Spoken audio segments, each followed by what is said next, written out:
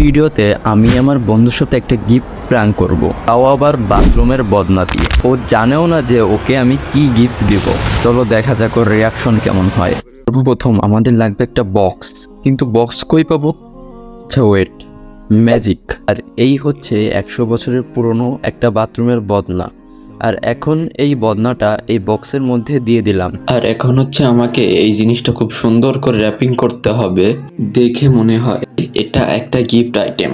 Time lapse.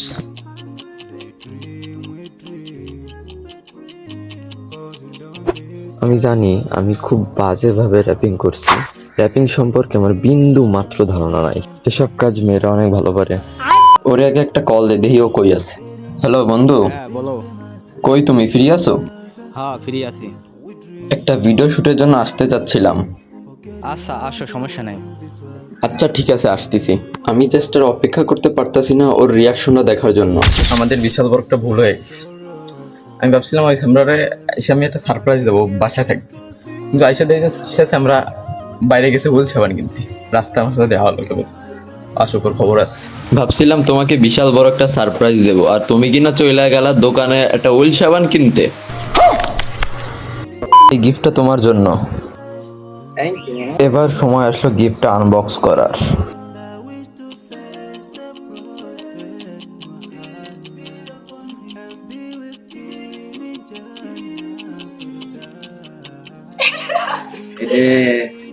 বদনা সাবাস, তুই যে গেস করে ধরতে পারিস এইটাই অনেক করেছে। বের কর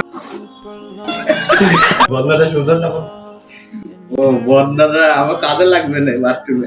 এই যে এটা মনে হয় আমার বার্থডে গিফট, আমি আমার বন্ধুর কাছ থেকে পেয়েছি। ওকে থ্যাঙ্কস জানাই। কালকে রাত ধরে অনেকবার ভাবছিলাম, ঠিক আছে, যে আমি যদি ওরে গিফটটা দিই। আমার আম্মুর কাছে যে বদনা এটা নিয়ে যাচ্ছি, সে বদনা নতুন একটা নিয়ে না, নতুন একটা নিলি তো তাহলে ভালো লাগবে না বিষয়টা। আমি তো আরো খারাপ করবো বিষয়টা।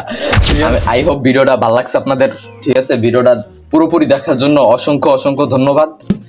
আর আমার বন্ধু তো মনে করেন যে সে অনেক খুশি হয়েছে এই জিনিসটা পায়ে, তাই না? ঠিক আছে, তো দেখা হচ্ছে নেক্সট ভিডিওতে। সাবস্ক্রাইব করে দাও, বাই।